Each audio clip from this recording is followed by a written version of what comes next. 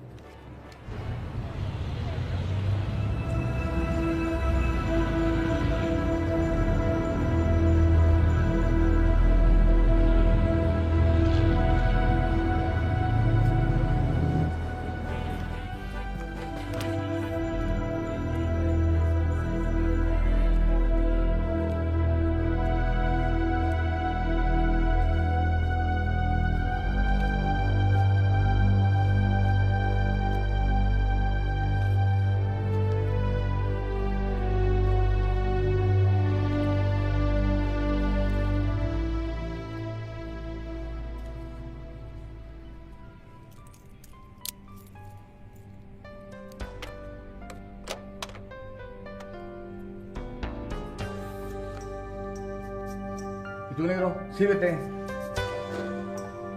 Salud.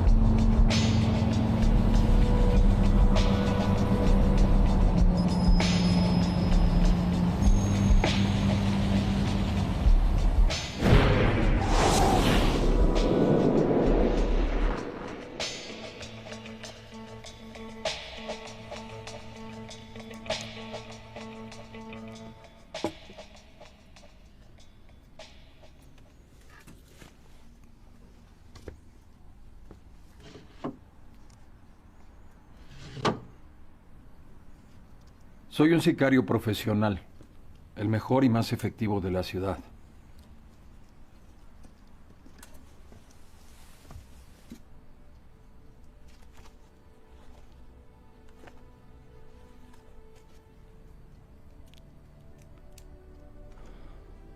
Si están leyendo esto es porque ya estoy muerto y ustedes me asesinaron.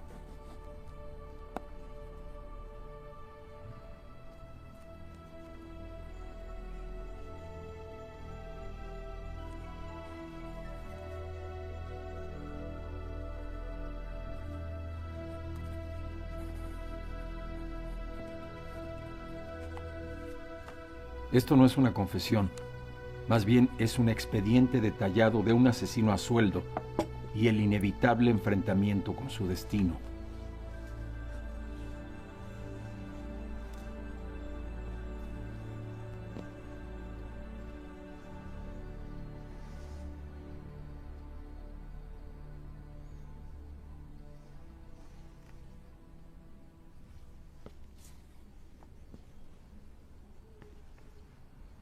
Mi manera de operar fue siempre limpia, directo al objetivo, sin testigos.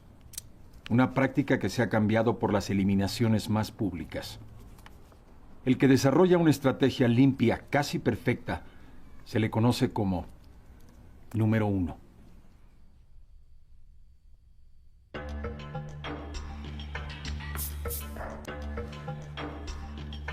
Sé que no van a tener ningún problema para hacer este trabajito.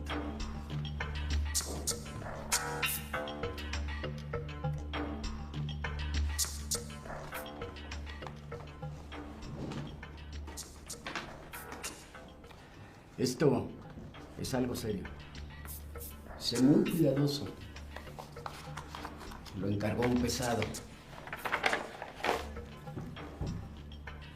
Sí, es él. Va a arder Troya cuando pase esto. Y si lo encargó un pesado, ¿por qué no lo hacemos nosotros? No. Pidieron al gato para que lo hiciera. No lo tomes a mal, gato. Pero creo que deberíamos hacerlo nosotros. Y si es algo tan importante, no deberíamos de arriesgarnos. Ya oíste. Lo voy a hacer yo, te guste o no. Pidieron al mejor. Mira, gato, no dudo de tu capacidad, ni del gran futuro que estoy seguro que tienes. Pero esto es algo para nosotros. Tú ya tendrás tu oportunidad. Me pidieron a mí. Ahora, si tienes alguna duda, cuando quieras yo te lo demuestro. Quiero ver, cabrón. Tranquilo, carnal. No, carnal, como digas que este pendejo te habla así. ¿Te crees muy chingón? Vamos viendo, cabrón. Tranquilos, calmados. Guarda esa mamada. Órale. Tú también, gato. ¿Qué les pasa, pendejos? Parecen nuevos. Ustedes no van a decidir a quién matan. Ustedes reciben órdenes y ya. Tienes razón. No estamos siendo profesionales. Le estás dando un trabajo que haría un número 1. Y él no es número 1. Y si quieres ser el mejor, te lo tendrás que ganar. Esto no se decide en un escritorio.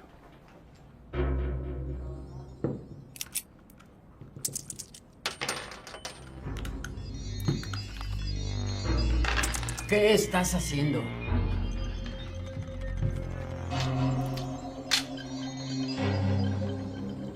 Me vas a tener que matar. Y también a mi hermano.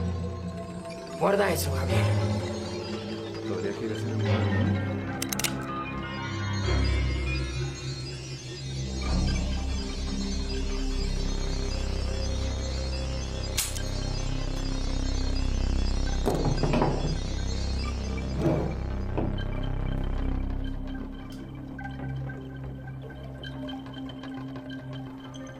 ¿Vamos? Dispara. Jálale al gatillo. Así sabremos si eres el número 1 o no. Es la única manera de hacerme a un lado.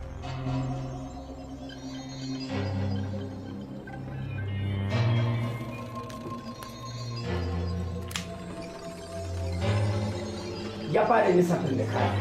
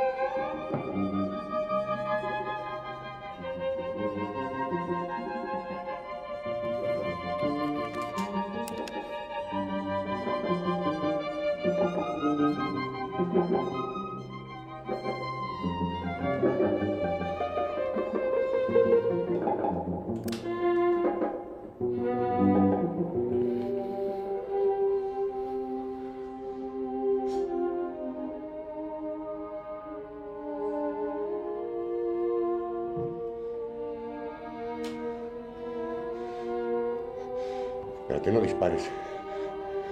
Espérate, no dispares. Ni hablar. Eres el número 1.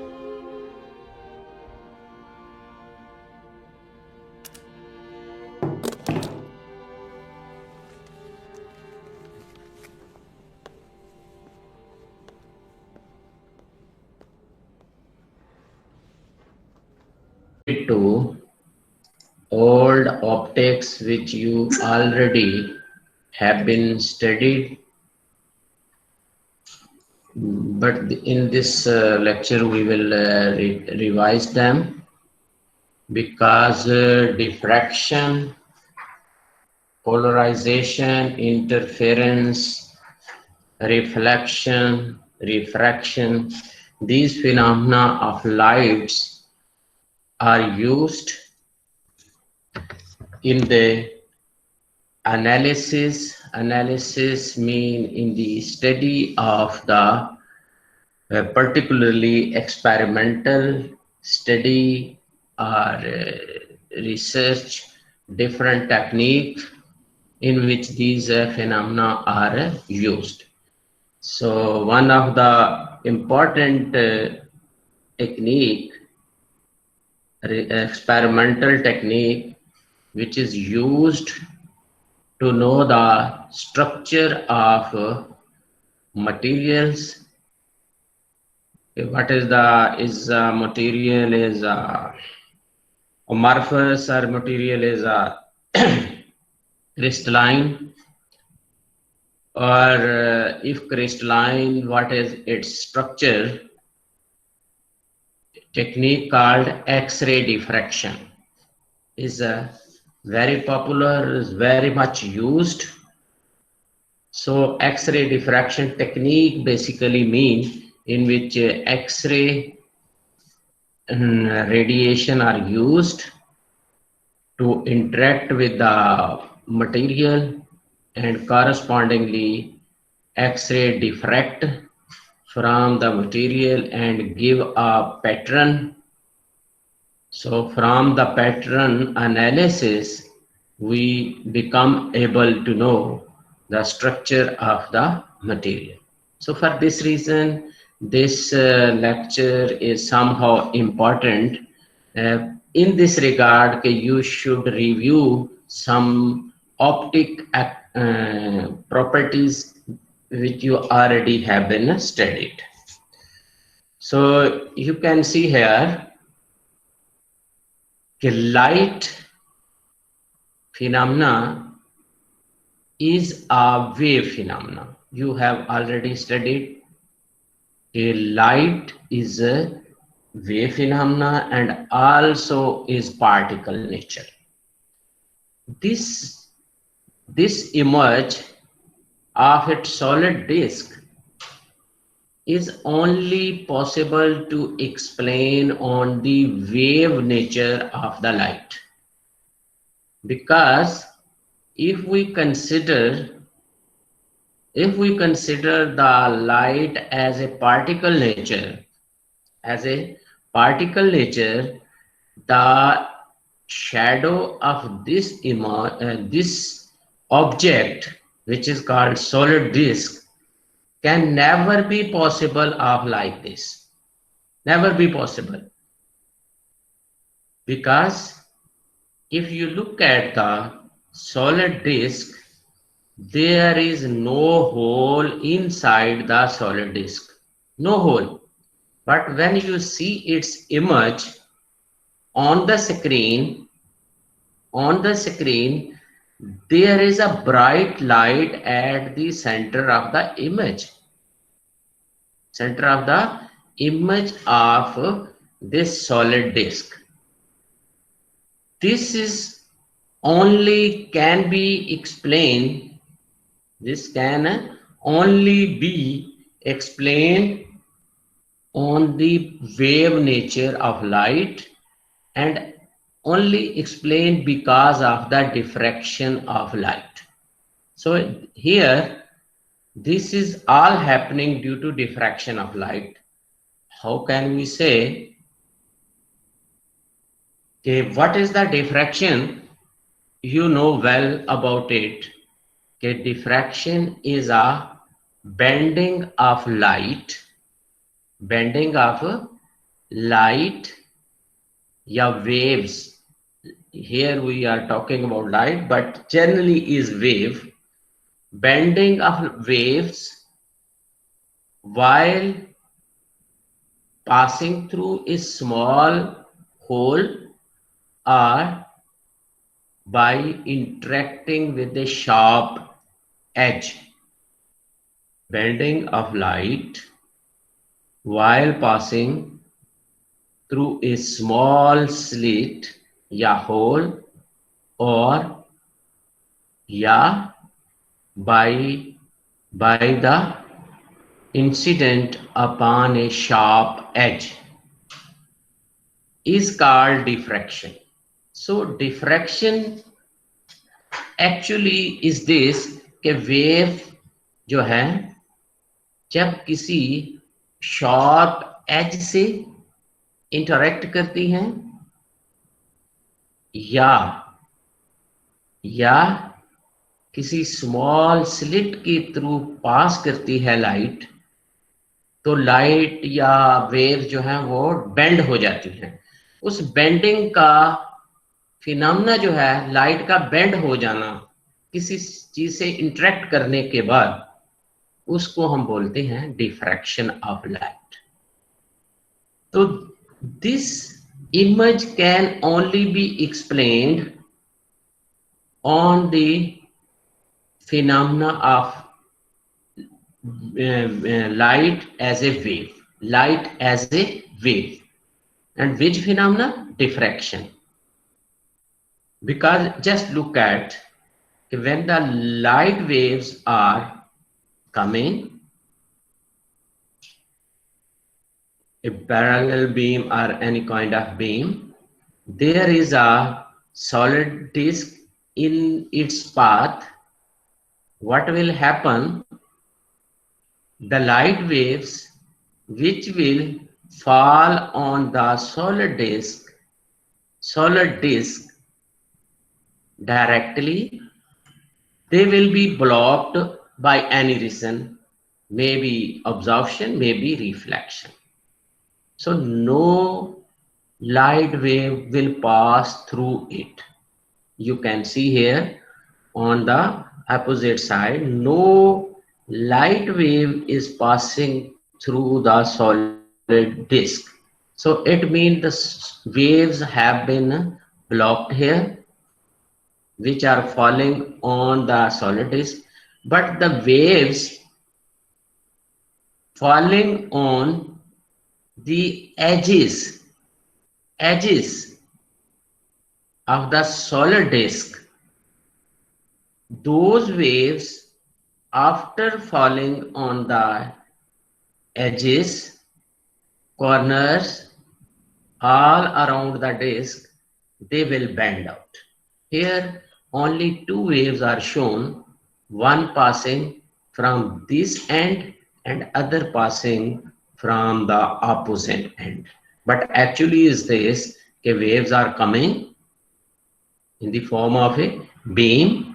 So waves which are falling on the solid disk on front, these waves may be blocked or reflected back, but the waves of light which are falling on the ends of the disk, boundary of the disk, what will happen? They will bend due to the diffraction phenomena.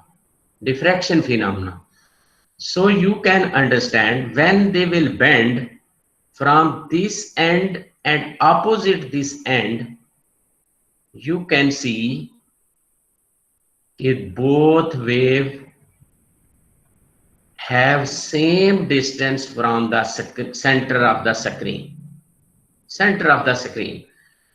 After bending, because they will cover equal distance after bending from the opposite end of the solid disk, they will cover equal distance, so they will be in the same phase at this point on the screen.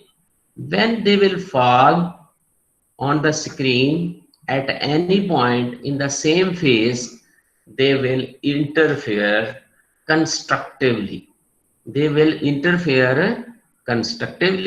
So a bright spot will be found in the whole image of the solid disk. This is the solid disk image.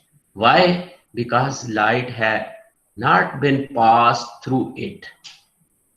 So in front of opposite side is a image on the screen is dark, but the light waves which are passing from the boundary edges, due to diffraction, they will bend, and because the distance on the opposite end of the disk, if you take it from this point and this point, the wave traveling after bending from this point and this point exactly have same distance at this point, so will interfere constructively. Similarly, the wave on the passing from falling on this end will diffract, and also on this end oppositely exactly cover same distance, so they also interfere here at this point constructively. So in short, we can say all those waves which will fall on the boundary edges of the solid disk, they will diffract due to diffraction of waves, light waves, and at this point they will interfere constructively. Then when they interfere constructively, why they interfere constructively? Because they cover the same distance, so will be in the same phase. but all other part of the disk, because light has been absorbed or reflected back, so image will be dark here. In this way, you will see the shadow of the solid disk with this bright spot at the center. This point only can be explained on the basis of the light is a wave nature. Light have a wave nature.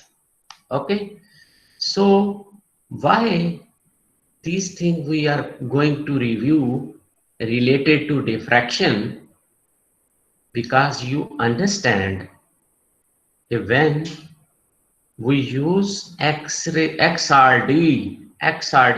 diffraction technique to study the material, so actually phenomena is there, diffraction of light. What kind of the light P is there? Okay, so this is just to understand that diffraction of light is explained this image. Particle nature of light have a dual nature, you know it.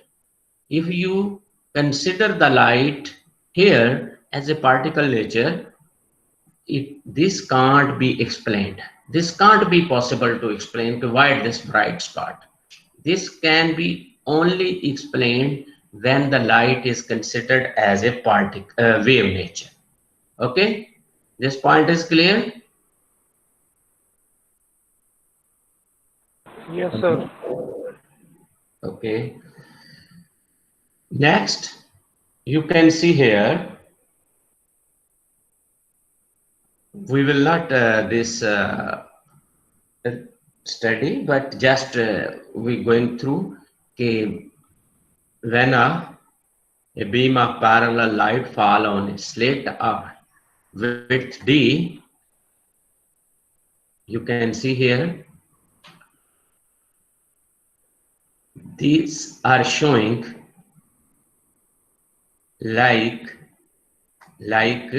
parallel when the angle is theta 0, and this one is bending just from slit, and you know these are the condition for the maximum. D sine theta is equal to m lambda. You already studied double slit experiment of light in the optics. So why we again, you can understand the diffraction. If you will understand the diffraction well of the light from anything, you will be able to understand why X-ray diffract from the material and how they form the image of the material atoms, mark their position, and this and that. You can see here also this kind of image you have seen for a single slit diffraction pattern condition d sine theta m lambda. You know this one. What is this and what is that? M is the order, lambda is the wavelength of the light, theta is the diffraction angle, and d is the width of the slit.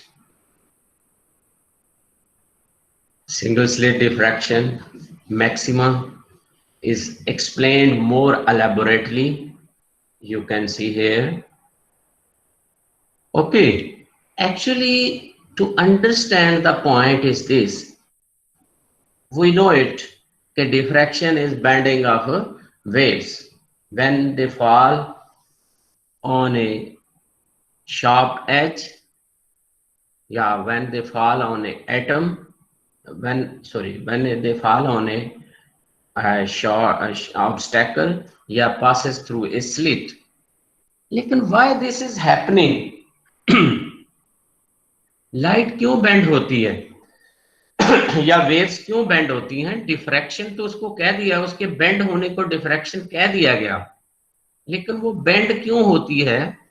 क्या waves जो है हर तरह के जो है size of slit के through pass करने के बाद बेंड होगी, या एक पर्टिकुलर साइज होगा स्लिट का तो फिर बेंड होगी, या ऑब्जेक्ट जिसके शार्प एज के ऊपर वो पड़ रही है और बेंड हो रही है, क्या सिर्फ एक शार्प एज पे ही होगी या किसी भी बॉडी के ऊपर वो फॉल करे तो वो बेंड होगी।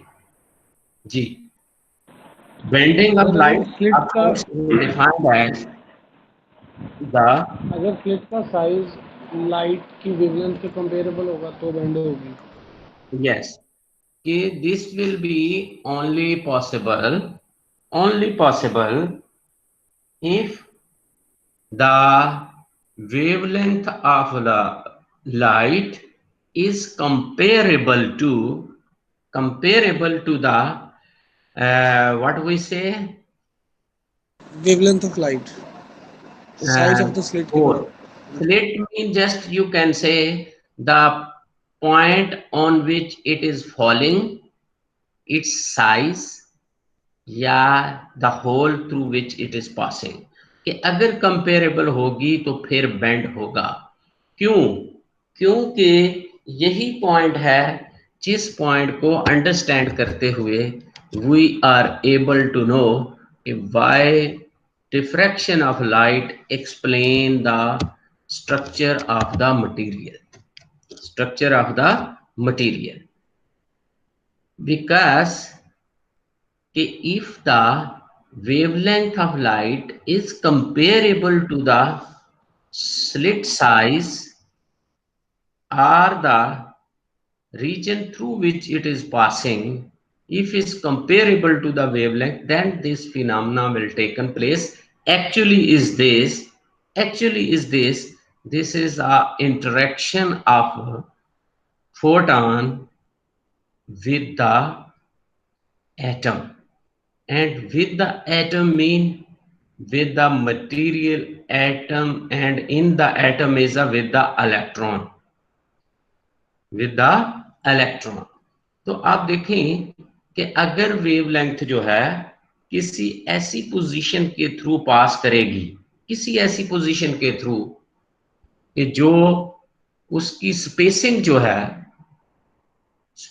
है उसकी लेंथ के कंपेरेबल है वेवलेंथ के, तो फिर ही वो इंटरेक्शन होगी। अदरवाइज अगर उसका साइज जो है बहुत बड़ा है तो वो तो सिंपली वहां से क्रॉस कर जाएगी, उसकी वेवलेंथ जो है किसी तरह भी उससे इंटरेक्ट नहीं करेगी। इंटरेक्ट का मतलब है कि वो जो मैटर है, मटेरियल है, उसके एटम के साथ ना उसकी इंटरेक्शन होगी। जब इंटरेक्शन नहीं होगी तो why this it's wavelength will change. Interaction का मतलब है कि लाइट फोटॉन ने इंटरेक्ट किया एटम के साथ इंटरेक्ट करने का मतलब है उसके इलेक्ट्रॉन के साथ, और करस्पॉन्डिंगली क्या हुआ कि उसकी एनर्जी में चेंज आ गई, उसने एनर्जी जो है ट्रांसफर कर दी। किसको?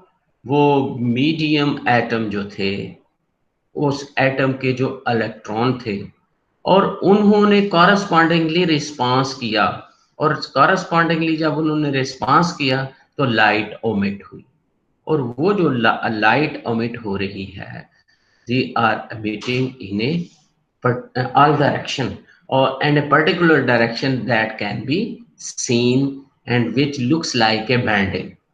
तो वो ऐसे फील होता है जैसे वो बेंड हो गई है, जो ओरिजिनल लाइट है वही बेंड हो गई है। एक्चुअली ऐसा नहीं हुआ।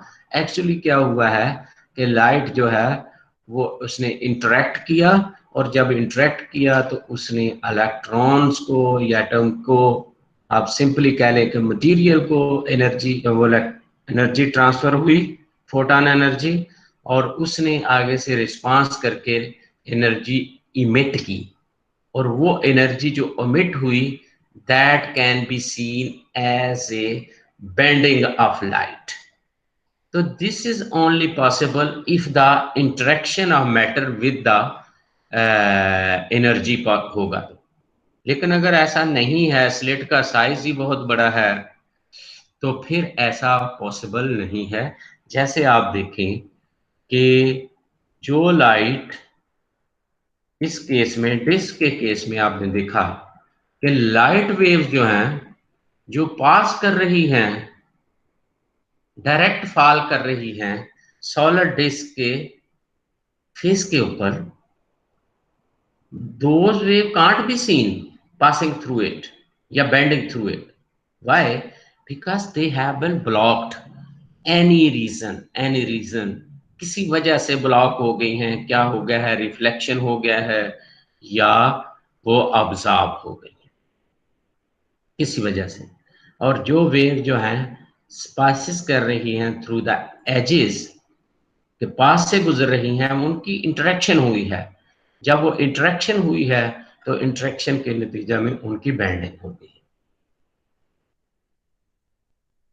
Okay, by following this just a little concept to use of diffraction. Light shines through a rectangular hole. ये आप देख रहे हैं एक rectangular hole है। Here we are not discussing a hole is comparable to light wavelength or not. Just a light shine through a rectangular hole that is narrower in the vertical direction than the horizontal. Horizontal direction से उसकी vertical direction जो है वो क्या है? Horizontal direction से उसकी vertical direction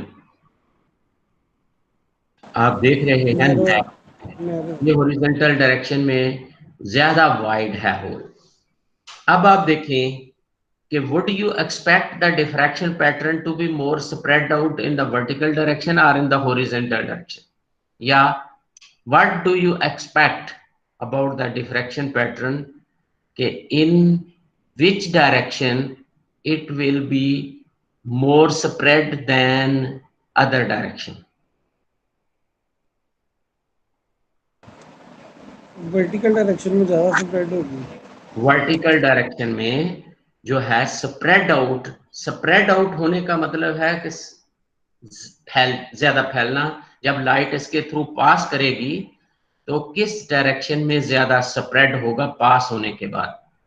तो जितना जिस डायरेक्शन में नैरोअर होल होगा उतना डिफ्रैक्शन जो है वो ज्यादा ऑब्वियस होगा। तो इस डायरेक्शन में वर्टिकल में ये नैरो है और हॉरिजॉन्टल डायरेक्शन जो है वाइडर है। तो वाइडर डायरेक्शन में डिफ्रैक्शन जो है that will be less as compare to the vertical direction. तो सो जब वर्टिकल डायरेक्शन में डिफ्रैक्शन ज्यादा प्रोमिनेंट होगा तो इट लुक्स लाइक लाइट जो है वर्टिकल डायरेक्शन में वो ज्यादा स्प्रेड आउट होती हुई नजर आएगी। तो दिस अंडरस्टैंड के why diffraction is happen, reason of it क्या है। ओके, अब ये चीजें जो हम फंडामेंटल सी डिस्कस कर रहे हैं, these all used in the solid materials study when we talk about X-ray diffraction. Okay, कि diffraction क्या है? First we get idea कि diffraction review किया है। अब है what is the resolution? Resolution आप मैट्रिक एफएससी बीएससी क्लासेस में आपने रीड किया। What is the resolution? Resolution क्या है? किसी भी इंस्ट्रूमेंट की वो एबिलिटी है जिसको की बेस पे वो दो ऑब्जेक्ट जो करीब पड़े हुए हैं उनको सेपरेटली देख सकते हैं। उसकी हेल्प से दो object which are lying closer to each other, the instrument can distinguish between them. के इंस्ट्रूमेंट के थ्रू जब देखेंगे तो it will be clear to see कि these two object are separate from each other. लेकिन अगर किसी इंस्ट्रूमेंट में ये एबिलिटी नहीं है कि उन दो ऑब्जेक्ट को सेपरेटली देख सके मीन उन दो पॉइंट्स के दरमियान, दो ऑब्जेक्ट के दरमियान उनको सेपरेटली शो कर सके, it mean that instrument resolving power या resolution is lower than the distance between those two object या दोज टू पॉइंट। अगर हम दो पॉइंट मार्क करते हैं जो कि एक दूसरे के करीब करीब हैं, हम देखते हैं कि एक इंस्ट्रूमेंट के थ्रू जब देखें उन दो पॉइंट को तो वो दोनों पॉइंट सेपरेट नजर आ रहे हैं, जबकि दूसरे इंस्ट्रूमेंट के थ्रू देखें तो वो एक ही लग रहा है। जिस इंस्ट्रूमेंट के थ्रू देखने से वो दोनों पॉइंट जो सेपरेट थे बट दे आर लुकिंग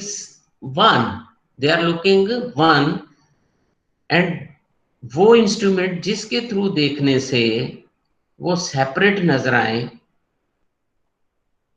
इसका मतलब है उसकी रिजॉल्विंग पावर जो है वो उनके कंपेरेबल है। उनके दो ऑब्जेक्ट के, दो पॉइंट के सेंटर के दरमियान जो डिस्टेंस जो है उसकी रिजॉल्विंग पावर उस इंस्ट्रूमेंट की उसके कंपेरेबल है। लेकिन जिस इंस्ट्रूमेंट के थ्रू देखने से वो दो ऑब्जेक्ट सेपरेट नजर नहीं आए, इट मीन उसकी रिजॉल्विंग पावर जो है वो लेस है। उसकी रिजॉल्विंग पावर जो है वो लेस है, इसलिए वो डिस्टिंग्विश नहीं कर पा रहा है। अब आप सिंपली देखें, इसकी आगे हम फर्दर भी डिस्कस करेंगे कि अगर आप किसी भी मटेरियल को, फॉर एग्जांपल आपके सामने आप बैठे हुए हैं, वॉल है, रोम की वॉल है या कोई भी चीज है, तो वो आपको कंटिन्यूस नजर आ रही है। You can't see the spacing between them.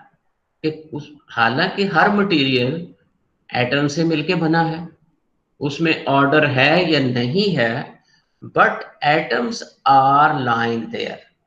और आपने देखा लास्ट टाइम कि whatever be the way we arrange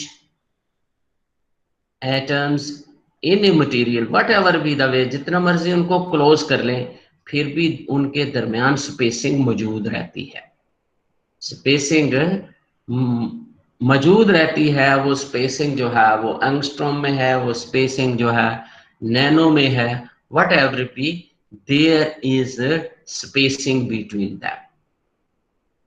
और वो स्पेसिंग जो है उनके दरमियान, या दो एटम जो पड़े हुए हैं उनके सेंटर के दरमियान डिस्टेंस जो है, वो डिस्टेंस अगर डिस्टेंस वो कम है, इससे जिस इंस्ट्रूमेंट के थ्रू आप देख रहे हैं उसको, उस इंस्ट्रूमेंट की रिजॉल्विंग पावर से वो डिस्टेंस कम है, तो वो दोनों एटम जो हैं वो इकट्ठे एक ही नजर आएंगे, ज्वाइन किए हुए नजर आएंगे, सेपरेट नजर नहीं आएंगे। जैसे हमें कोई भी सॉलिड मटेरियल जो है, जब हम अपनी नेकेड आई के थ्रू देखते हैं तो वो क्या है कि दे लुक्स कंटिन्यूस सॉलिड नजर आता है। हालांकि कंटिन्यूस तो है ही नहीं, वो तो एटम से मिलके बना है, और एटम जो है उनके दरमियान एंगस्ट्रॉम में स्पेसिंग हो, but there is spacing between them. जैसा आप देखें, हमारे ह्यूमन आई जो है, इसकी रिजॉल्विंग पावर जो है वो ये है। इसकी रिजॉल्विंग पावर जो है वो you can see here is एक नॉर्मल ह्यूमन आई की, when you will not support it कि आप कोई माइक्रोस्कोप या कोई और इंस्ट्रूमेंट यूज नहीं करते वो स्मॉल ऑब्जेक्ट को देखने के लिए, जस्ट नेकेड आई यूज करते हैं, मीन बगैर कोई सपोर्ट लगाए, तो उसकी रिजॉल्विंग पावर है 0.2 मिलीमीटर। ये रिजॉल्विंग पावर है ह्यूमन आई की। अब अगर दो ऑब्जेक्ट के सेंटर के दरमियान डिस्टेंस, दो ऑब्जेक्ट के सेंटर के दरमियान डिस्टेंस जो है अगर 0.2 मिलीमीटर से कम है, तो हमारे ह्यूमन आई जो है उनको सेपरेट नहीं देख सकती। इसी वजह से हम इवन फ्लूइड हैं, लिक्विड हैं, जो सॉलिड के मुकाबले में उनके एटम्स और मॉलिक्यूल जो हैं वो डिस्टेंस पे हैं एज कंपेयर टू सॉलिड, लेकिन इवन देन वो लिक्विड हमें जो है कंटिन्यूस नजर आता है, कंटिन्यूस नजर आता है। हालांकि उसी लिक्विड को अगर आप माइक्रोस्कोप के थ्रू व्यू करेंगे तो वो, अगर फॉर एग्जांपल मिल्क है, आप मिल्क को नेकेड आई से देखते हैं तो वो वाइट फ्लूइड कंटिन्यूस नजर आता है, लेकिन वही आप अगर माइक्रोस्कोप के थ्रू देखेंगे तो आपको फैट पार्टिकल की शक्ल में वो नजर आएगा, और पार्टिकल डिस्टेंस पे एक दूसरे से नजर आएंगे। क्यों? क्योंकि वो फैट पार्टिकल के दरमियान जो, उनके सेंटर के दरमियान जो डिस्टेंस है वो लेस देन 0.2 मिलीमीटर है, जिस वजह से ह्यूमन आई उनको सेपरेटली नहीं देख सकती। और इसके लिए अगर उनको सेपरेट देखना हो तो कोई ऐसा इंस्ट्रूमेंट लेंगे जिसकी रिजॉल्विंग पावर जो है उनके साइजेस के कंपेरेबल होगी। तो for this reason microscope can help us. Resolution, the distance at which a lens can barely distinguish two separate objects. The distance at which a lens can barely distinguish two separate objects. अब ये resolution जो है, resolution किसी भी instrument की, ये limit भी हो जाती है, लिमिट हो जाती मीन उसकी वैल्यू कम जो होनी चाहिए उससे कम भी होती है। Why? Because of the lens aberration and phenomena of diffraction. तो आप देखें डिफ्रैक्शन फिनोमेना जो है ना सिर्फ सपोर्टिव फिनोमेना है, ये क्या है, नेगेटिव रोल भी प्ले करता है कि किसी इंस्ट्रूमेंट की जो रेजोल्यूशन है उसको ये क्या करता है, रेजोल्यूशन को डिक्रीज कर देता है, डिक्रीज भी कर देता है, प्रॉब्लम भी क्रिएट करता है।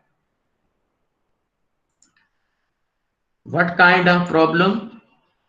कि डिफ्रैक्शन की वजह से आप देखें कि वो उसकी रेजोल्यूशन जो है उसमें फर्क आ जाता है। दूसरे लेंस एबरेशन जो है उनकी वजह से, अब आप लेंस एबरेशन या एबरेशन मीन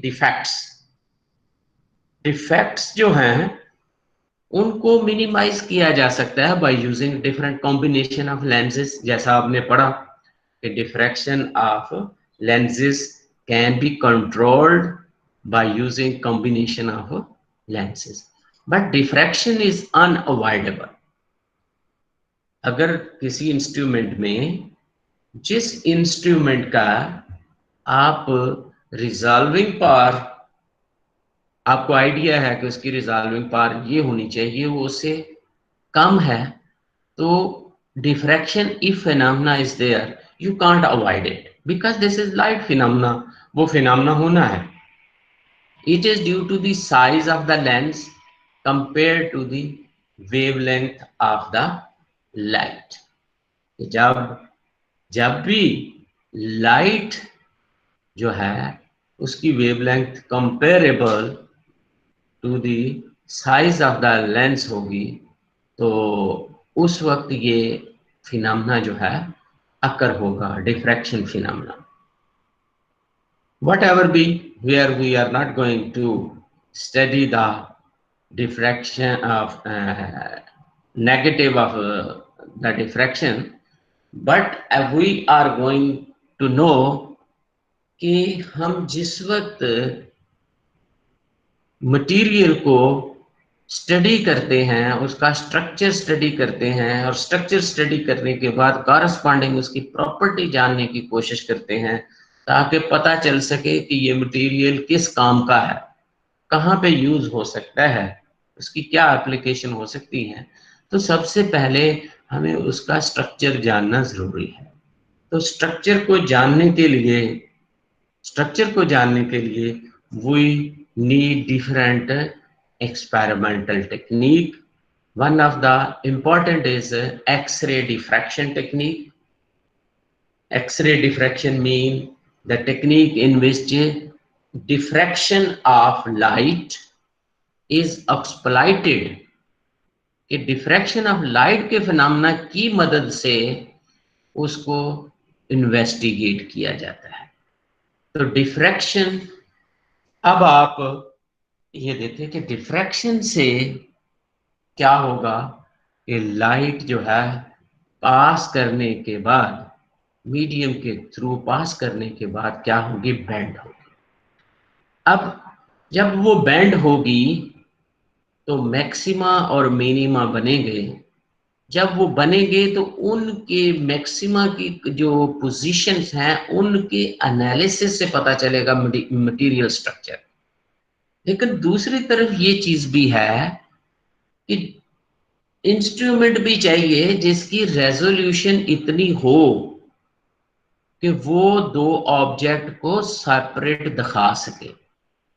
अब आप लाइट जो है, आप लाइट इंसिडेंट कर रहे हैं, आप लाइट इंसिडेंट कर रहे हैं किसके ऊपर, मटेरियल के ऊपर, विजिबल लाइट। आप विजिबल लाइट उसके ऊपर इंसिडेंट कर लें मटेरियल के ऊपर, और उसके बाद आप उसका इमेज जो है डिटेक्ट करें, उसमें आपको कुछ भी नजर नहीं आएगा, एटम विल नॉट, या कोई चीज जो है वो सेपरेट नजर नहीं आएगी। तो इसका मतलब ये हुआ कि जब आप नेकेड आई के थ्रू देखते हैं, लाइट तो इंसिडेंट हो रही है, फॉल कर रही है मटेरियल के ऊपर, लेकिन हमें मटेरियल जो है वो उसके इमेज जो है, वो जो एटम्स हैं मटेरियल के अंदर, वो सेपरेट नजर नहीं आ रहे हैं, क्योंकि हमारी आई लेंस जो है उसकी रिजॉल्विंग पावर जो है वो 0.2 मिलीमीटर है। वो इससे कम डिस्टेंस पे जो ऑब्जेक्ट पड़े हुए हों, तो आपको आइडिया है कि एटम जो हैं their sizes are in angstrom. Atom के साइज जो हैं वो एंगस्ट्रॉम में हैं। तो एंगस्ट्रॉम क्या है, 10⁻⁻10 मीटर। कहां पे, 10⁻⁻10 metre distance, diameter, nearly angstrom में है। 5 भी हो सकता है, 5 × 10⁻⁻10। लेकिन आप देखिए दूसरी तरफ आपका आई लेंस जो है, it can show you just an object of size 0.2 millimetre. कि इस साइज का ऑब्जेक्ट होगा तो उसको वो शो करेगा कि ये चीज पड़ी है। अगर इससे छोटा है तो उसके लिए सेपरेट देखना मुश्किल है। तो जब उससे छोटे साइज हैं तो वो उसको देख नहीं पाएगा, तो उसको क्या होगा, वो कंटिन्यूस नजर आएगा। So we need a instrument. अब इससे हम कंक्लूड ये कर रहे हैं कि हमें स्ट्रक्चर ऑफ मटेरियल को जानने के लिए या किसी भी चीज के स्ट्रक्चर को जानने के लिए हमें ऐसे इंस्ट्रूमेंट की जरूरत है जिसकी resolution comparable to the size of the objects. तो साइज ऑफ द ऑब्जेक्ट्स को हम लेते हैं कि डिस्टेंस बिटवीन देयर सेंटर, कि जो पार्टिकल हैं, एटम्स हैं या मॉलिक्यूल हैं जो पड़े हुए हैं उस मटेरियल के अंदर, जो मिलके उस मटेरियल को बना रहे हैं, अगर उनके सेंटर के दरमियान डिस्टेंस जो है which is equal to almost diameter, तो डायमीटर का मतलब क्या है, उस मटेरियल, उस एटम का या उस मॉलिक्यूल का साइज।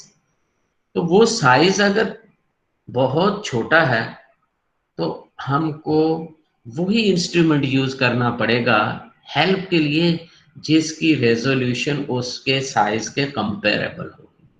अब आप यहाँ पे देखें, ये एक स्लाइड मैंने ऐड की है जिसका डाटा जो है इसकी वैल्यू में फर्क हो सकता है, लेकिन ये डाटा जो है just to elaborate just to elaborate कि why we need instruments to see the small object and why we can't see the object without any help.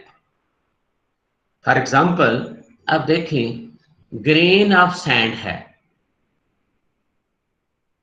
grain of sand है, sand जो पड़ी हुई है, आपको, आप जब देखते हैं आपको उसमें कोई माइक्रोस्कोप लगाने की जरूरत नहीं पड़ती, मीन उसको कोई मैग्निफिकेशन करने की जरूरत नहीं पड़ती। आपको चाहिए ह्यूमन आई उस ऑब्जेक्ट को देख सकेगी, उस ऑब्जेक्ट को या उस पार्टिकल को देख सकेगी जिसका साइज जो है 0.2 मिलीमीटर से, मीन जिसका डायमीटर 0.2 मिलीमीटर से बड़ा होगा। अब ग्रेन ऑफ सैंड है, उसका साइज है सपोज 1 मिलीमीटर, तो ये 1 मिलीमीटर साइज जो है वो रिजॉल्विंग पावर जो है ह्यूमन आई की वो उससे कम, मतलब बेहतर है, बेटर देन दिस, इसके साइज से वो 0.2 है, ये 1 मिलीमीटर है। तो it mean human eye does not need its size to be increase, इसके साइज को बड़ा करने की ह्यूमन आई को जरूरत नहीं है देखने के लिए। So there is no need of magnification, um mean magnification, कि कितना साइज मैग्निफिकेशन रिक्वायर्ड है कि ताकि आप देख सकें। जब आप माइक्रोस्कोप के सामने आई प्लेस करते हैं, अपने आई के थ्रू व्यू करते हैं, तो एक्चुअली आप क्या कर रहे होते हैं कि आप वो ऑब्जेक्ट देखते हैं, आप डायरेक्ट ऑब्जेक्ट को नहीं देखते। क्या है कि पहले वो ऑब्जेक्ट जो है वो माइक्रोस्कोप के थ्रू मैग्नीफाई होता है और उसका मैग्नीफाइंग साइज जो है वो जब कंपेरेबल हो जाता है आपके आई लेंस के क्या उसको बोलेंगे, रिजॉल्विंग पावर के, या उससे बड़ा हो जाता है या कंपेरेबल हो जाता है, तो you are able to see that object. तो माइक्रोस्कोप का पर्पस ये है कि उस ऑब्जेक्ट को उसके मैग्नीफाई कर दे इतना कि वो ह्यूमन आई के आई लेंस की रिजॉल्विंग पावर से उसका साइज बड़ा हो जाए, मीन 0.2 मिलीमीटर से उसका साइज बड़ा हो जाए ताकि ह्यूमन आई देख सके। तो ग्रेन ऑफ सैंड जो है उसका साइज ऑलरेडी 1 मिलीमीटर है, ऑलरेडी 1 मिलीमीटर है। अब जरा नोट करें कि जब उसका ग्रेन सैंड 1 मिलीमीटर है तो आपके लेंस की जो है ह्यूमन आई लेंस की 0.2 है, तो आपको क्या जरूरत है कि माइक्रोस्कोप लगाएं? नो। क्यों जी, जरूरत है ग्रेन ऑफ सैंड को देखने के लिए माइक्रोस्कोप लगाने की जरूरत नो है? Sir, no. No sir. जी नहीं होगी सर। हाँ, क्यों नहीं है? बिकॉज सर उसका रिजॉल्विंग साइज पावर जो है उसकी ऑलरेडी जो रिजॉल्विंग पावर है ह्यूमन लेंस की, उससे इसका साइज बड़ा है, इसलिए वो डायरेक्टली देख लेगा। ह्यूमन हेयर 150 माइक्रोमीटर, ये भी साइज डिफरेंट हो सकता है, लेकिन this data is just to elaborate कि व्हाई वी नीड मैग्निफिकेशन। अब आप 150 माइक्रोमीटर जो है ह्यूमन हेयर है, ये भी उसकी रिजॉल्विंग पावर के रेंज में आ रहा है, इसलिए आप देखें ह्यूमन हेयर को भी देखने के लिए कभी जरूरत नहीं पड़ी कि माइक्रोस्कोप लगा के उसको देखें। क्यों? क्योंकि डायरेक्ट जो है उसकी रिजॉल्विंग पावर जो है उसके साइज के कंपेरेबल है, इसलिए नो नीड ऑफ मैग्निफिकेशन, उसके साइज को बड़ा करने की जरूरत नहीं है। अब हम आगे आते हैं कि ये तो वो ऑब्जेक्ट थे जो ह्यूमन आई बगैर एड के देख सकती है, बगैर किसी हेल्प के देख सकती है। हेल्प की जरूरत, सिंपली ये मैं पॉइंट यहाँ पे ये बताने की कोशिश कर रहा हूँ कि हम माइक्रोस्कोप यूज करते हैं या कोई भी इंस्ट्रूमेंट यूज करते हैं, तो उसका पर्पस सिंपली ये है कि हमें उस ऑब्जेक्ट की रिजॉल्विंग साइज जो है वो इतना करना है कि ह्यूमन आई की रिजॉल्विंग पावर से उसका साइज बड़ा हो जाए। तो वो इंस्ट्रूमेंट जो आप एड के लिए इस्तेमाल करते हैं वो एक्चुअली उसको बड़ा करने के लिए कर रहे हैं। अब आप देखिए रेड ब्लड सेल, उसका साइज अब आ गया है 10 माइक्रोमीटर अप्रोक्सीमेटली। मैंने वही कहा कि इस डाटा को फाइनली माइंड में नहीं रखना कि ये एग्जैक्ट डाटा है, ये जस्ट एलैबोरेट करने के लिए हमें क्या जरूरत। Red blood cell 10 micrometre suppose उसका साइज है। अब ये आप 10 micrometre much less than the resolving power of our lens। जो ह्यूमन आई लेंस है उसकी रिजॉल्विंग पावर से बहुत छोटा है, इसलिए वो नेकेड आई से वो रेड ब्लड सेल जो है नजर नहीं आएगा। आपको एक कंटिन्यूस फ्लूइड ही ब्लड नजर आएगा, उसके अंदर रेड ब्लड सेल जो है सेपरेट नजर नहीं आएगा आपको। क्यों? क्योंकि उसके साइज बहुत स्मॉल है।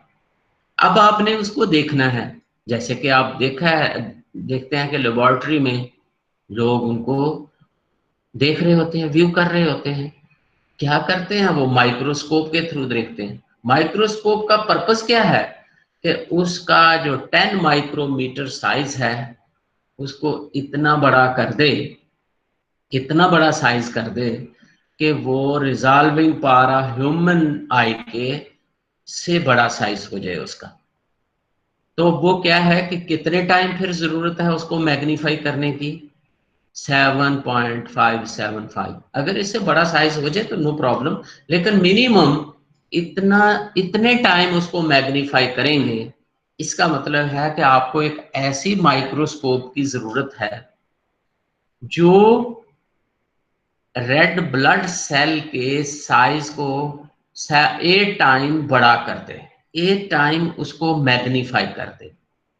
इससे ज्यादा की जरूरत नहीं है। कि रेड ब्लड सेल को देखने के लिए इलेक्ट्रॉन माइक्रोस्कोप की जरूरत नहीं है। एक आम सी माइक्रोस्कोप की जरूरत है जो उसके साइज को 8 टाइम मैग्नीफाई कर दे, 8 टाइम। जब वो कर देंगे तो अब आप व्यू करेंगे माइक्रोस्कोप के थ्रू, जब व्यू करेंगे तो वो ऑलरेडी उसके साइज को, उसका फील्ड ऑफ व्यू जो माइक्रोस्कोप का है उसके ऊपर उसका साइज जो है वो शो करेगी ह्यूमन आई के लिए 8 टाइम बड़ा देन इट्स रियल साइज। उसके रियल साइज से उसका साइज जो है 8 टाइम जो है इंक्रीज कर देगा और आप ह्यूमन आई के थ्रू उसको सेपरेट वो रेड ब्लड सेल जो है वो आप देख सकते हैं।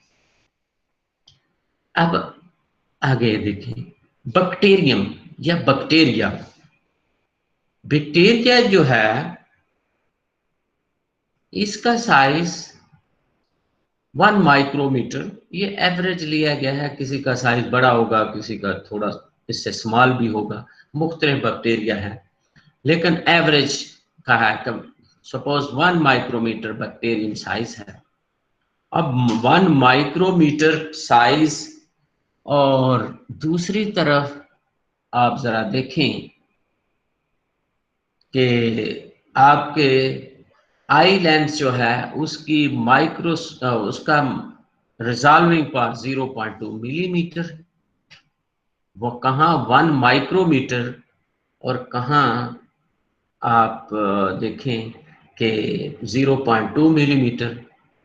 कोई कंपैरिजन नहीं है। कंपैरिजन दो चीजों का आपस में होता है कि माइक्रोमीटर अब मिलीमीटर के मुकाबले में बहुत स्मॉल है, और माइक्रोमीटर नैनोमीटर के मुकाबले में बहुत बड़ा है।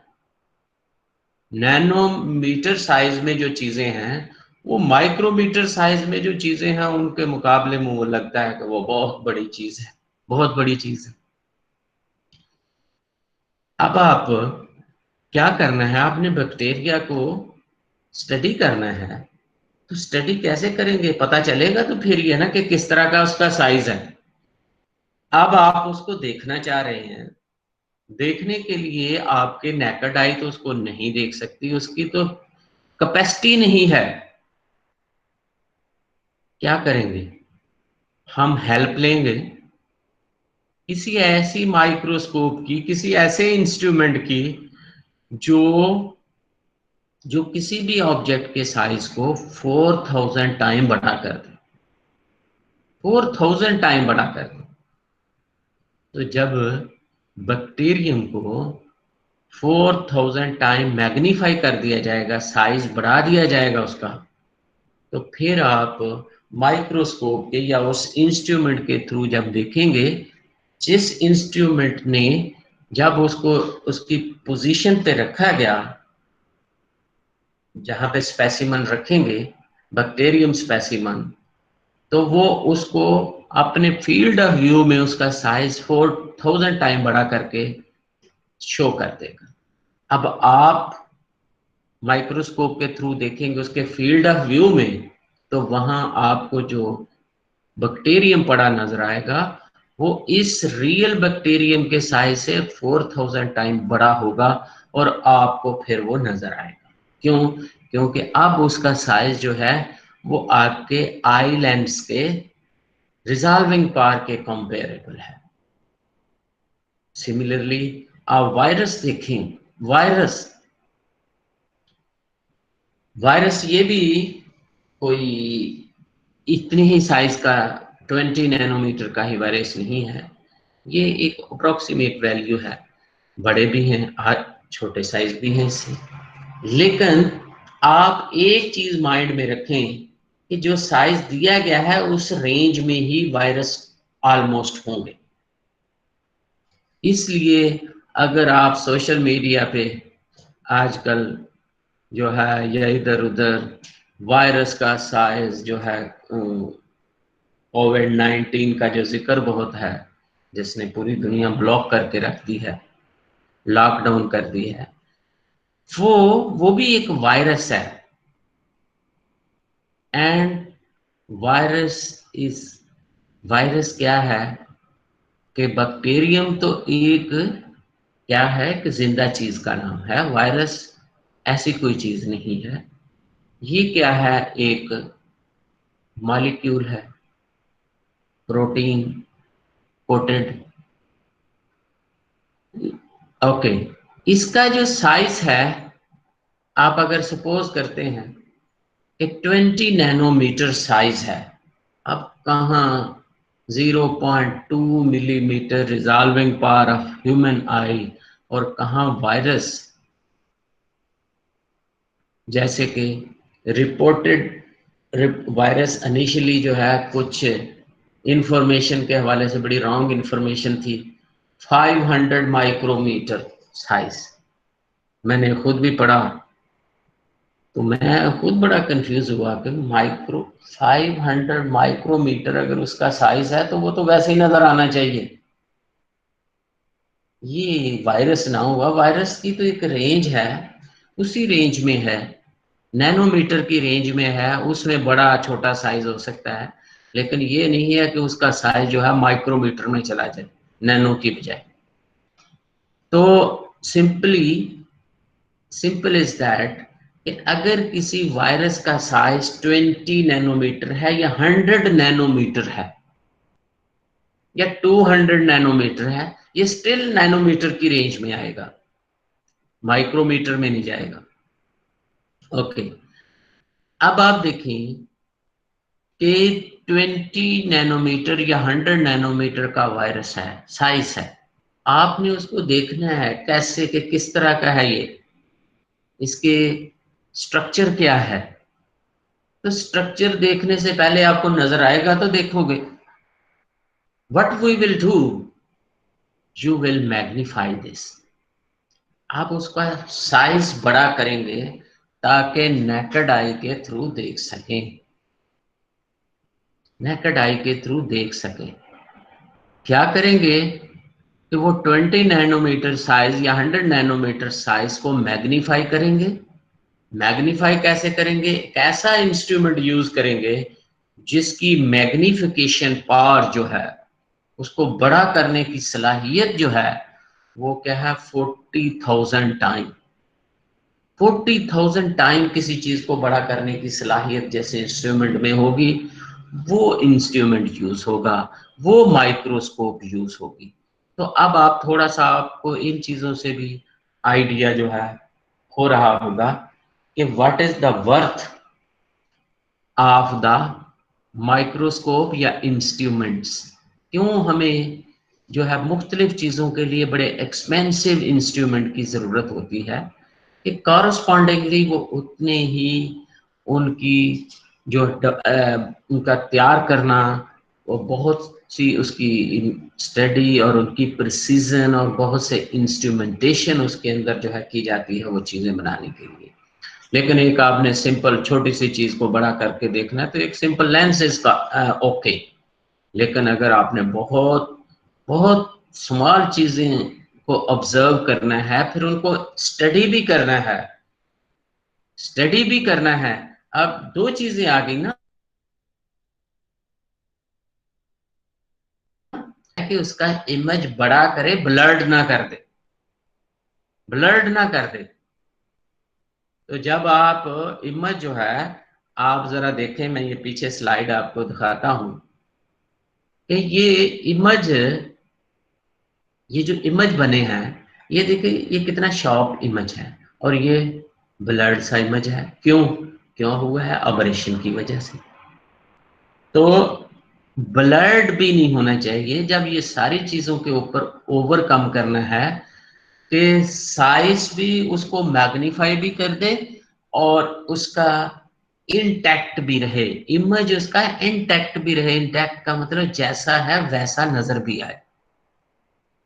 तो उसके लिए एक बहुत प्रिसाइज इंस्ट्रूमेंट की जरूरत है, और ऐसे इंस्ट्रूमेंट की जो 40,000 टाइम उसका साइज बड़ा कर दे, to see that virus and to investigate its characteristics, कि वो किस तरह का है, क्या क्या उसका स्ट्रक्चर है, क्या उसके इनसाइड है। अब आप देखें, ये सिस्टमेटिक लिखने का मतलब ये है कि ये चीजें करने के लिए क्या मैग्निफिकेशन रिक्वायर्ड है, किस तरह के इंस्ट्रूमेंट की। DNA molecule, DNA molecule. अब आप जो डीएनए है उसका मॉलिक्यूल जो है वो सपोज 2 नैनोमीटर है, ये भी ऑन एवरेज है, ऑन एवरेज, बड़ा छोटा साइज पॉसिबल। अगर 2 नैनोमीटर है तो अब इसको देखने के लिए क्या हो गया, इससे भी 10 टाइम जो है मोर मैग्निफिकेशन इज रिक्वायर्ड। इसके लिए 40,000 थी, तो इसको स्टडी करने के लिए डीएनए मॉलिक्यूल का सीक्वेंस स्टडी किया जाता है, अ लॉट ऑफ नॉलेज। तो you can see it's magnification is required 400,000, such instrument is required which can magnify it 400,000 times. Then you are able to see that object, that DNA molecule through the microscope, if a microscope can work at this level, कि उसके size को बड़ा करे और साथ साथ जो है उसका इमेज जो है इंटैक्ट भी रहे, सेम हो, as clear as the object is, ताकि उसकी स्टडी की जा सके, उसको जाना जा सके। अब ये सारी चीजें आप देखें कितना छोटे साइज होता जा रहा है। तो हमारा वास्ता जो है किस चीज से है? हमारा वास्ता मटेरियल से है, और मटेरियल में हम क्या जानना चाह रहे हैं? मटेरियल का स्ट्रक्चर जानना चाह रहे हैं। Chapter 4 and what is chapter name? Work and energy. Let's move towards problem number 5. And what is the statement of problem number 5? A 1000 kg automobile at the top an incline 10 meter high and 1000 meter long is released and rolled down the hill. What is its speed at the bottom of the incline if the average retarding force due to friction is 480 Newton? उसने कहा है एक incline plane है, उस incline plane की जो height है वो कितनी है? 10 मीटर है, और उस इनक्लाइन प्लेन की जो लेंथ है, आप इसको क्या कह लें? h कह लें, इसको क्या कह लें? s कह लें, वो कितनी है? 100 मीटर है। और वहां से एक ऑटोमोबाइल, कोई भी जो गाड़ी है, इसको छोड़ा है, ठीक है, वो चलती आ रही है। कहता है जब वो बॉटम पर पहुंची है तब उसकी स्पीड क्या है, वो आपने क्या करनी है? कैलकुलेट करनी है। यहाँ पर इसकी स्पीड क्या है वो आपने क्या करनी है? फाइंड करनी है। जबकि जो फ्रिक्शन की फोर्स है वो कितनी है? 480 न्यूटन, और इसका जो मैस है वो कितना है? 1000 किलोग्राम। यहाँ पर कौन सी एनर्जी है? Potential energy. Loss in potential energy will always be equal to gain in kinetic energy. हम वो फार्मूला लगा के इसको क्या कर लेंगे? कैलकुलेट कर लेंगे, ठीक है। या उस तरह भी कैलकुलेट कर सकते हैं, या हमने वर्क एनर्जी प्रिंसिपल का फार्मूला पढ़ा हुआ है, क्या आता है? Work energy principle, work done is always equal to change in kinetic energy. F भी है, एस भी है। अब वो जो काइनेटिक एनर्जी हम उसके थ्रू हम उसको कैलकुलेट कर सकते हैं, ठीक है। सबसे पहले तो गिवन डाटा लिखते हैं। गिवन हमारे पास क्या क्या आ गया? मौजूद है हमारे पास उस ऑब्जेक्ट का मैस दैट इज 1000 kg, हमारे पास हाइट दैट इज 10 मीटर, हमारे पास डिस्टेंस दैट इज 100 मीटर, और हमारे पास frictional force that is 480 newton. हमसे डिमांड किस चीज़ की कर रहा है? कि मालूम कीजिए, टू फाइंड वेलोसिटी मालूम कीजिए, कहाँ पर, जब बॉडी कहाँ पर पहुंच जाती है? बॉटम पर पहुंच जाती है। तो फिर हमारे पास क्या आ गया? सॉल्यूशन।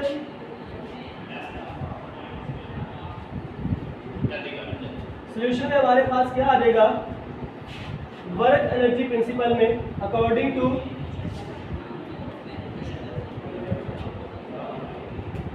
वर्क एनर्जी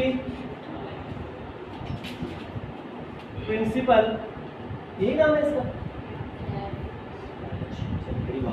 क्या था?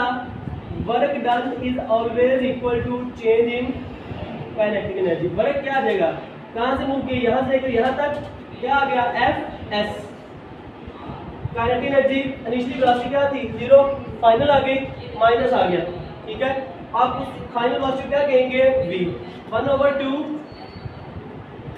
m v f square minus v i square. Initially velocity क्या थी? 0 थी, और vf किसके बराबर है? v के। ऐसे नहीं लिखना फार्मूला, आप सिंपल 1/2 mv स्क्वायर लिख दें, दैट्स ओके। बस में आगे ओके, दोबारा रीअरेंज कर लें। F S is equal to कितना पोर्शन आ रहा है? ओके 1/2 एम वी का स्क्वायर माइनस 0, हमारे पास फार्मूला बन गया। अब हमने क्या निकाली है? वेलोसिटी। 2 दिया क्या हो गया? मल्टीप्लाई, एम दिया क्या हो गया? डिवाइड। तो वी स्क्वायर किसके बराबर आ जाएगा? यहाँ से V square is equal to 2f s/m। Then v is equal to क्या आ जाएगा? √2f s/m। वैल्यूज पुट कर लो। f कितना है? 480, s कितना है? 100 और m कितना है हमारे पास? 1000। 4 का क्या आ गया? Square root. 2 सिफर से 2 सिफर गया, 1 सिफर से 1 सिफर गया, कितना आ गया? 96 का स्क्वायर रूट। और 96 का स्क्वायर रूट किसके बराबर होता है?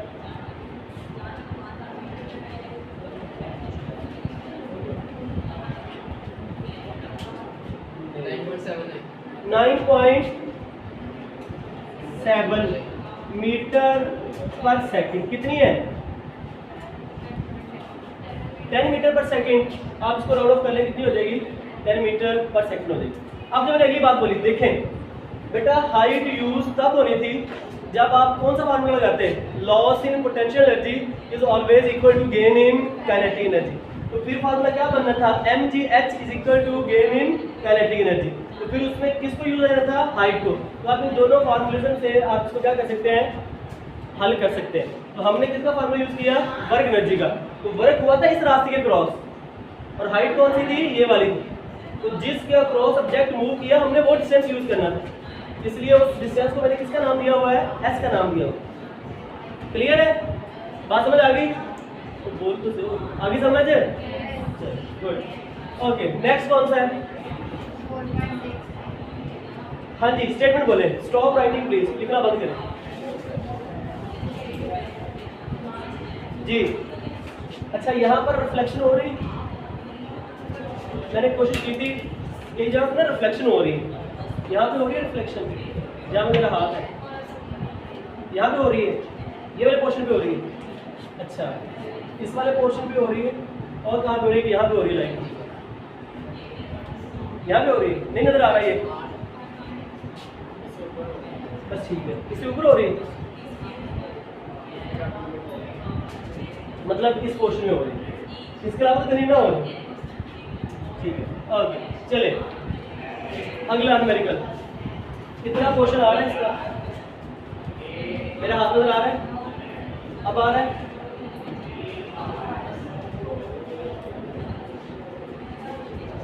ठीक है बोले बेटा नेक्स्ट न्यूमेरिकल।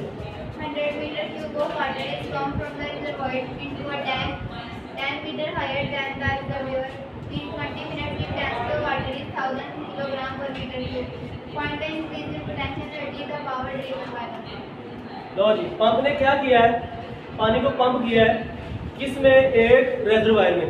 तो रेजरवायर कितना ऊंचा पड़ा है? 10 मीटर हाइट। जहां से पंप ने पानी को पंप करके वहां पे डाला है, जिस तरह हमारी टैंकी होती है, कितनी हाइट पर है? 10 मीटर की हाइट पर। और क्या दिया हुआ उसका? वॉल्यूम दिया हुआ है।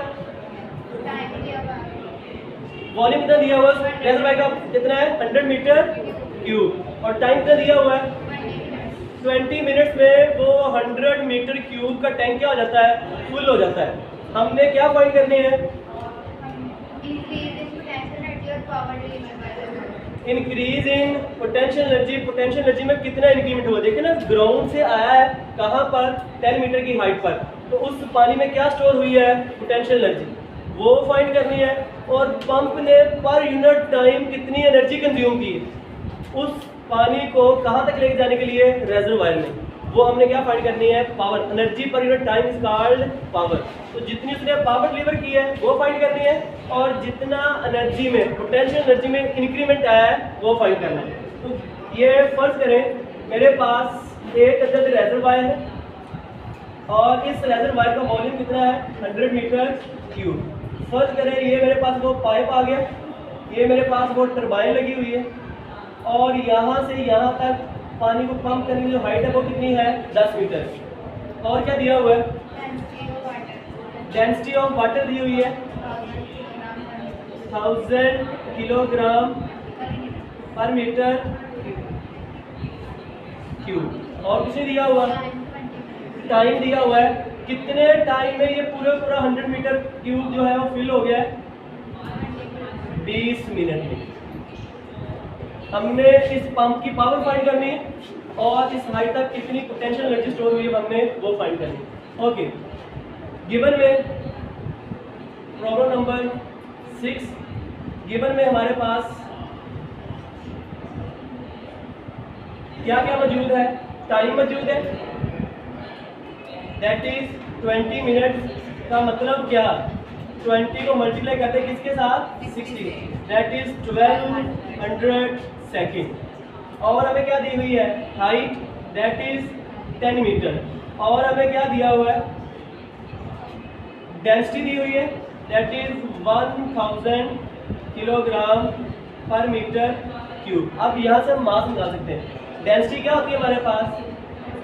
mass per unit volume, then mass is equal to density into volume. Density कितनी है? 1000। वॉल्यूम कितना है? ये हमने लिखा नहीं अभी, वॉल्यूम यहाँ पे लिख लेते हैं। वॉल्यूम कितना था? 100 मीटर क्यूब। तो सारे ऐसे यूनिट्स में आपको कन्वर्ट करने की जरूरत नहीं। 3 सिफर इसके हो गए और साथ में आके मल्टीप्लाई क्या हो गया? 100। तुम्हारे पास क्या हो गया? 10 की पावर 5 किलोग्राम क्या आ गया? मैस आ गया। क्लियर है? सेपरेट कर लिया इसको। और क्या दिया हुआ है? बस अब हमसे डिमांड क्या कर रहा है? कहता है कि मालूम कीजिए टू फाइंड क्या पोटेंशियल एनर्जी में इंक्रीमेंट कितना आया?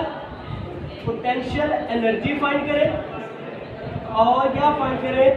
पावर जो पंप ने क्या की है? डिलीवर की। ये क्वेश्चन आ रहा है। ओके, मैं अब यहीं पे कैलकुलेट कर देता हूँ। आपको पता चाहिए बेटा पोटेंशियल एनर्जी क्या होती है। अब आपने वही पेपर उसी तरतीब से आगे सॉल्व करना है इसको। क्या होती है पोटेंशियल एनर्जी? mgh। यहाँ तक आ रहा है। ओके, मैस कितना है? 10 की पावर 5, g कितना है? 9.8 और h कितना है? 10। 10 की पावर 5, 10 की पावर क्या होगी? 6। ये कितना हो गया? 9.8 मल्टीप्लाई बाय 10 की पावर 6 जॉल हमारे पास क्या आ गई?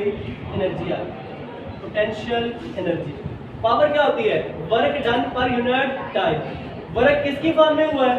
पोटेंशियल एनर्जी की फॉर्म में।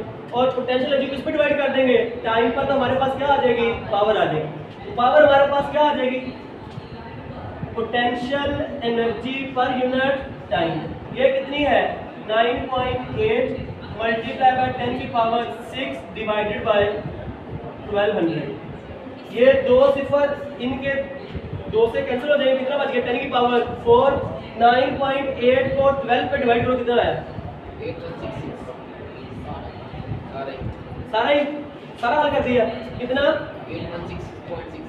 816.6 वाट आ गया। आप इसको किलो वाट में लिख सकते हैं। क्या लिख सकते हैं? 8.1 किलो वाट हमारे पास क्या आ गई? पावर आ गई। क्लियर है? बात समझ आ गई? कितना आया? 8.2 है। बस राउंड ऑफ कर देना 6 को। 8.1 लिख देंगे तो ओके। यहाँ तक किसी को कोई कंफ्यूजन? 2 मिनट है, राइट डाउन कर लें।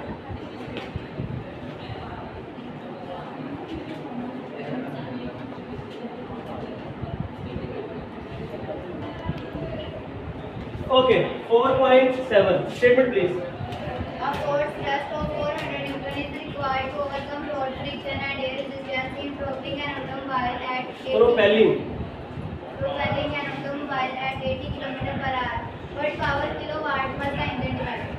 अब बोट है, उसके ऊपर फ्रिक्शनल फोर्स लग रही है कितनी? 400 न्यूटन। वो जो आपका जो इंजन है जो पानी को प्रोपेल कर रहा है, धकेल रहा है ताकि बोट किस तरफ जाए? आगे की तरफ। वो उसके ऊपर जो थ्रस्ट की फोर्स है वो है 400 न्यूटन। कहता है वो इंजन कितनी पावर देगा कि जो फ्रिक्शनी फोर्स उसको क्या कर ले, वो ओवरकम कर ले। पानी जो बोट को फ्रिक्शन दे रहा है वो कितनी है, 400 न्यूटन। आपने अपनी बोट को चलाना है, तो आपका इंजन, जो बोट का इंजन, वो कितनी पावर दे रहा है कि उस फोर्स को क्या कर सके, ओवरकम, वो आपने क्या करनी है, फाइंड करनी। क्लियर है? 400 न्यूटन स्पीड दी हुई है कितनी, 80 किलोमीटर पर आवर। कन्वर्ट कर लें, 80 को किससे मल्टीप्लाई कर देना है, 1000 से, और आर में कितने सेकंड होते हैं, 3600। 2 सिफर से 2 सिफर गए, क्या बच गया, 800 डिवाइड कर दो किस में, 36 में, कितना आ गया, 22.2। तो 22.2 मीटर पर सेकंड क्या आ गई, स्पीड। पावर जो इंजन डेवलप कर रहा है वो हमने क्या करनी है, फाइंड करनी है। तो 2 फाइंड इसी बोलते ना बात घट होंगे है लगा होंगे बड़ा बोलते और मैंने भी दसना मैं कितने सेकंड बोले आपको बड़ा जुमला इतना कटना पड़ता फिर शोर ज़्यादा होता है। मालूम क्या करना है, 2 फाइंड पावर किलोवाट में फाइंड करनी है, वो हम बाद में कर लेंगे, पहले पावर को फाइंड करेंगे। पावर मूव कीजिए, पावर आपने फार्मूला पढ़ा है, P equal to F B, पढ़ा नहीं पढ़ा, हमने निकाल लिया था। तो P इक्वल टू क्या आ जाता है, एफ बी। यहीं पे लिख लेते हैं सॉल्यूशन। सॉल्यूशन हमारे पास आ जाएगा P is equal to F V. F कितनी है हमारे पास, 400, और V कितनी है, 22.2। और ये हमारे पास कितना आ गया रिजल्ट इसका,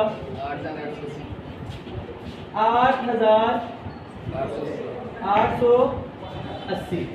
ये मेरे पास पावर आ गई किस में, वाट में। किस में कन्वर्ट करनी है, किलो वाट में। 1000 पे डिवाइड भी कर दे और 1000 से, जिस 1000 को मल्टीप्लाई करेंगे वो किस में कन्वर्ट हो जाएगा, किलो में, और जिस पे डिवाइड करेंगे उसको ऐसे हल कर दें आप। तो हमारे पास क्या आ जाएगा जवाब, 8.88 किलो वाट। इसको आपने राउंड ऑफ करना है तो आप इसको 8.9 किलो वाट भी लिख सकते हैं। कितनी है, ये हमारे पास क्या आ गई, पावर जो इंजन ने प्रोवाइड की है, बोट के इंजन को प्रोवाइड की है।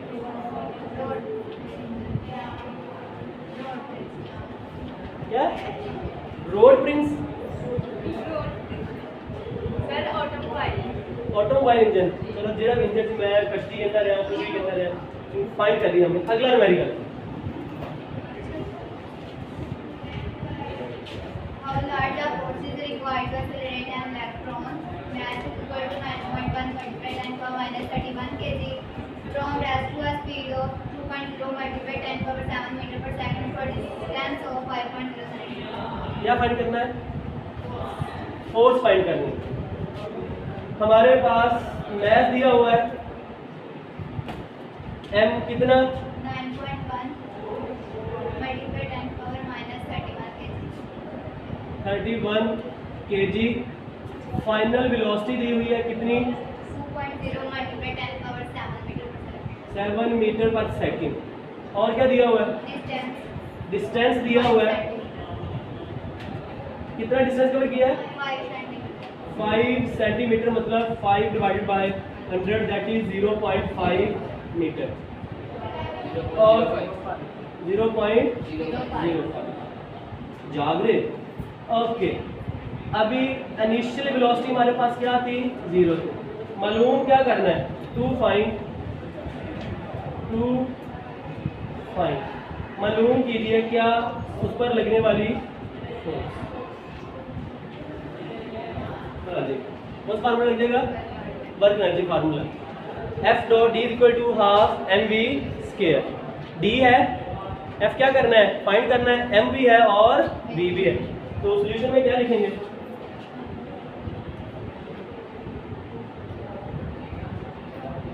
According to